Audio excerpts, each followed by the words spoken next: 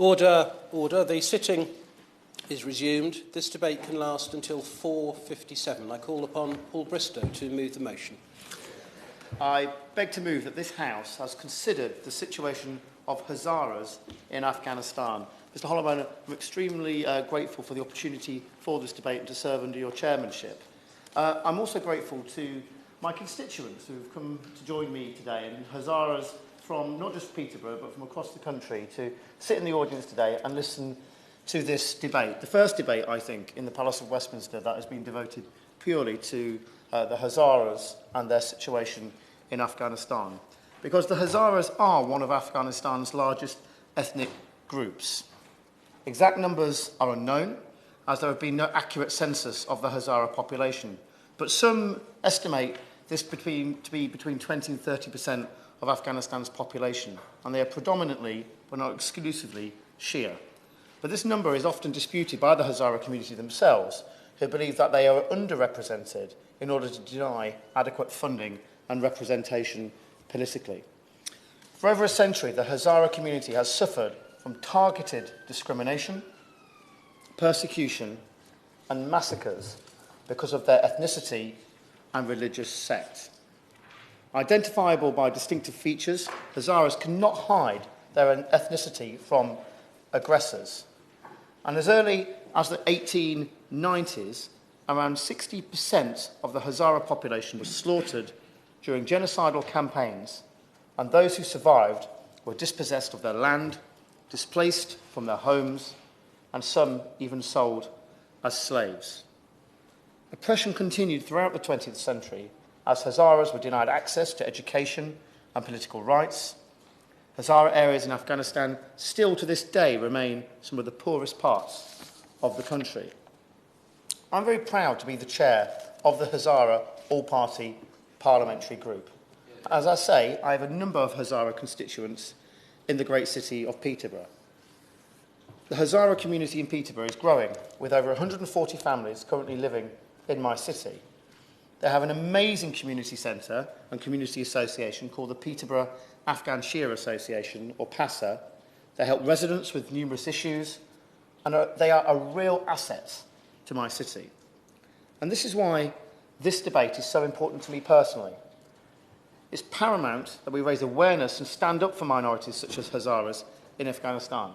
But the Hazara community in Peterborough are not just any community. They are our neighbours, they're our co-workers, and they're our friends. They have been targeted in Afghanistan in places of worship, over cultural festivals, in sports clubs, at wedding ceremonies, at hospitals, at schools, during peaceful protests, and on public transportation and in the streets. For example, on the 8th of May 2021, a Hazara's girls' high school was attacked in Kabul, killing over 100 students and injuring over 160 others. On the 19th of April 2021, two other Hazara schools were attacked in Kabul, again killing 126 students and injuring 60. 2 days later, a Hazara mosque was attacked in northern Afghanistan, killing more than 50 worshippers and injuring hundreds more. Then on the 30th of September 2022, an attack at an education centre killed more than 60 female Hazara students and injured over 100. These, Mr Holloway, are just a few examples of attacks against Hazaras in Afghanistan over the last few years.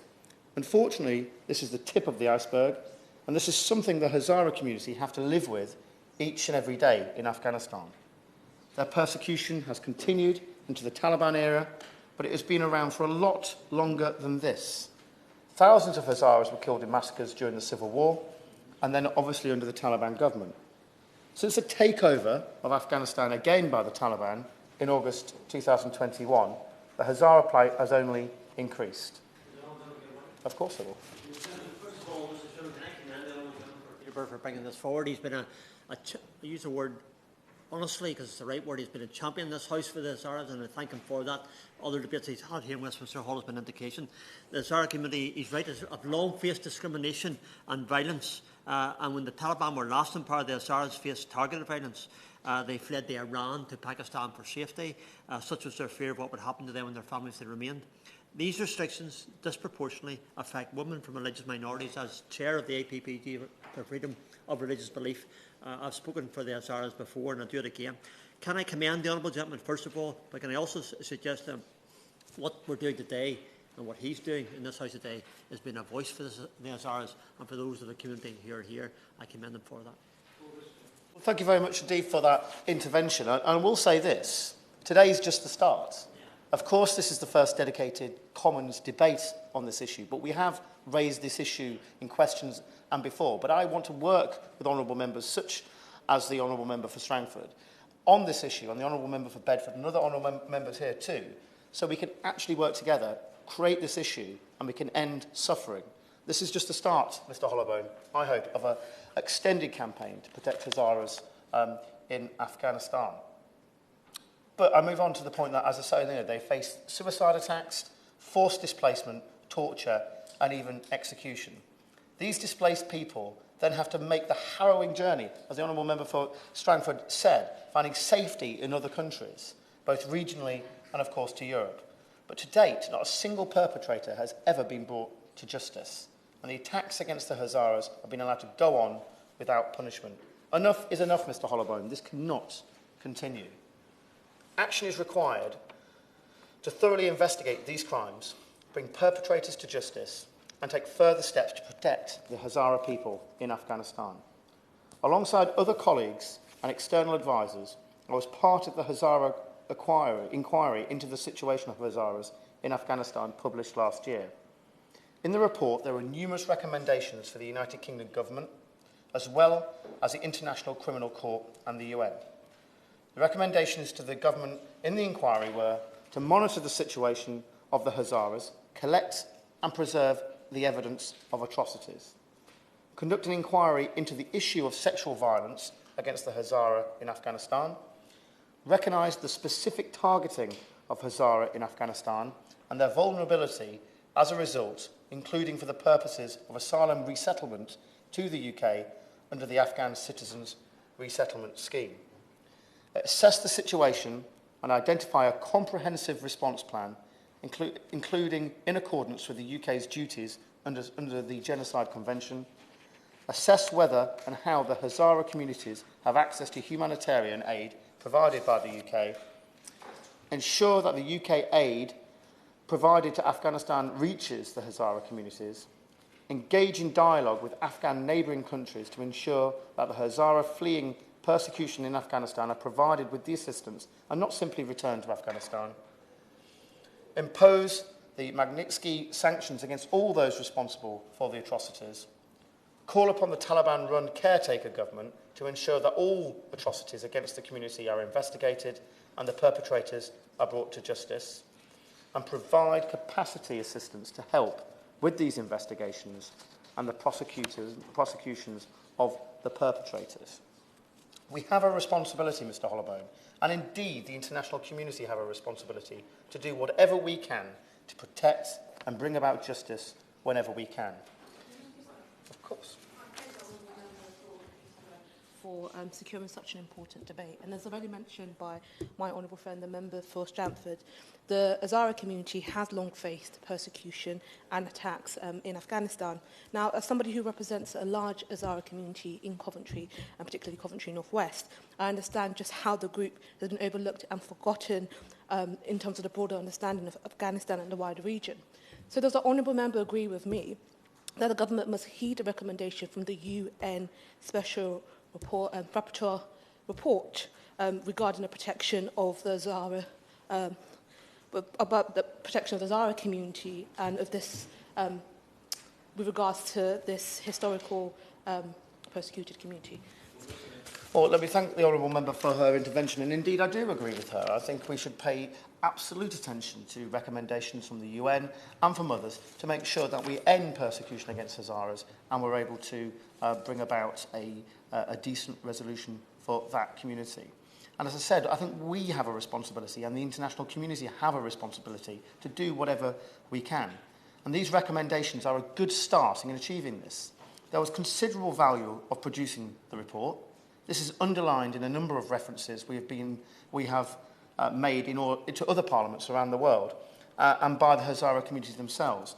The Hazara community is now finally getting a voice internationally after many years of suffering at the hands of the Taliban and other extremist groups, without the same sort of awareness around these atrocities. And in fact, just last week, I spoke remotely at an event held in the Canadian Parliament, organised by the Hazara community in Canada. This is not just a UK fight, this is an international fight where Hazara communities across the world can unite pressing for justice. It was hosted by Canadian members of Parliament, and the aim of the seminar was to discuss the ongoing atrocities in Afghanistan with a particular focus on human rights and violation of Hazaras. These are positive steps, but it's not enough. The persecution of these people cannot continue. We must use our diplomatic channels and our foreign aid budget in a targeted way to specifically assist Hazaras, as well as other persecuted minority groups. Crimes against the Hazara in Afghanistan may, because of the intention to eliminate their culture, faith, and a way of life, constitute a genocide.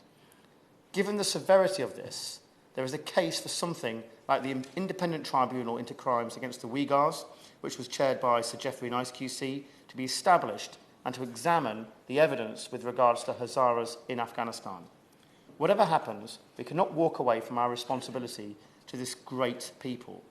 There has been silence for too long, but I am determined to continue working with other members of the All-Party Parliamentary Group and those in the Hazara community in my city and beyond to ensure that this does not continue. I would lastly like to put on record my tribute to the Hazara community, a community that if I'm being completely honest, I didn't know a great deal about before I became a Member of Parliament. But I've made some fantastic friends over the last couple of years in my constituency and through my involvement with the All-Party Group. I hope that we can continue to work together and make a positive contribution to the Hazara community. You are no longer just my constituents, you are my friends. The question is that this House has considered the situation of Hazaras in Afghanistan. Mohammed Yazid. Thank you so much. It's a pleasure to serve under your chairmanship, Mr. Hollowburn, and I commend the member for Peterborough for securing this very important debate and for the work he and fellow MPs do with the APPG to protect and enhance the human rights and status of Hazara around the world. In the aftermath of the withdrawal of international troops from Afghanistan, violence against the Hazara population has escalated. With a long history of persecution, including by the Taliban, the threat of genocide is real. It has been 10 months since the APPG published its excellent report, which documented human rights violations against the people of Afghanistan, in particular to the Hazara ethnic and religious groups.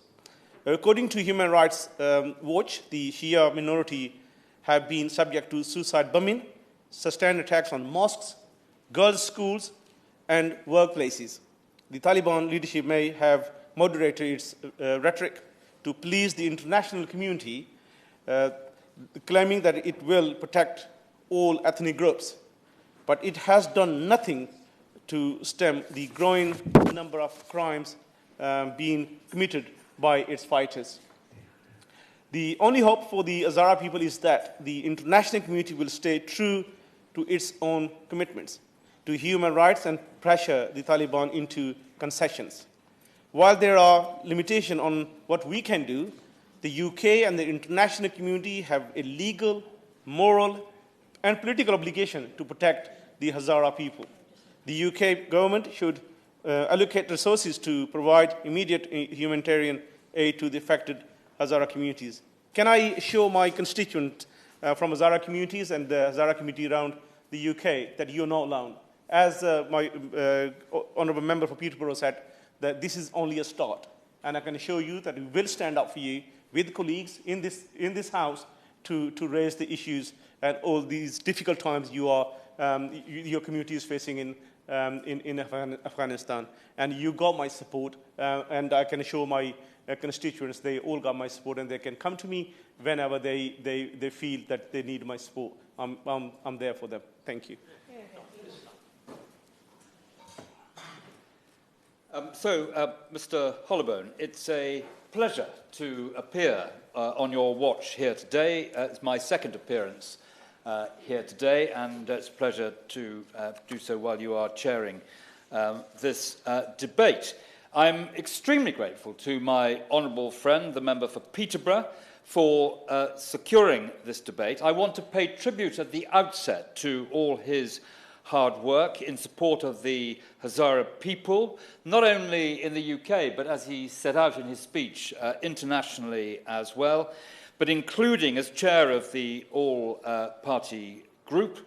I think that all of us recognise that his impressive chairmanship of that is doing a great deal of good to advance this most important cause of the Hazara people. I should also like to thank my honourable friend for Strangford, who reliably intervenes, as he does so often in these debates, in support of the oppressed around the world, wherever they are.